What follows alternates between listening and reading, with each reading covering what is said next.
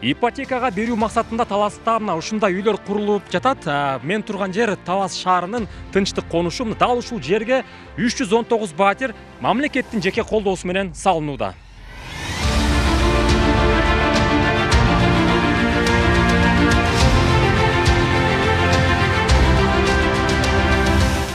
Подземный часть, подвал бүт мына куюлуп атат. Азыркы учурда жумушчулардын саны 60тан ашык.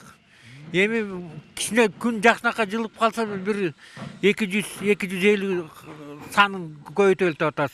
Канча жумушчулар көп болсо, ошончо ылдам да болот, бат да болот, сапаты да болот. Каражат полностью, материал жагы дагы, техника жагы бүтү жетиштүү.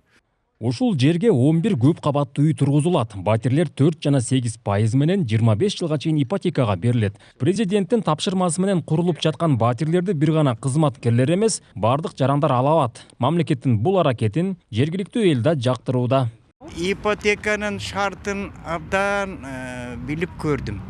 Өтө ыңгайлуу да.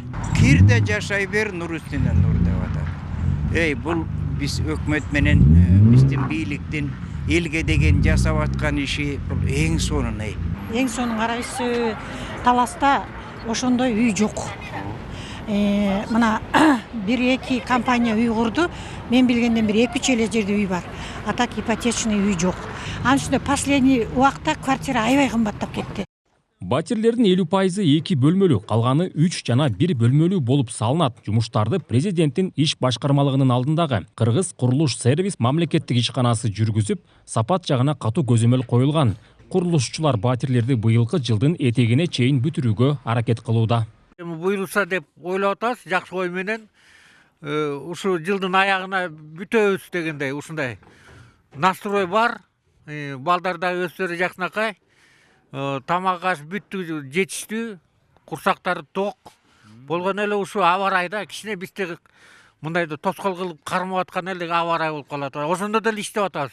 Мамлекет Талас элин турак жайлуу кылуу максатында облус борборуна мындан бөлөк дагы көп кабаттуу үйдүн курулушун баштоону пландап жатат. Белгилей кетсек, облуста ипотекалык жеңил шарт менен батирлер биринчи жолу курулууда.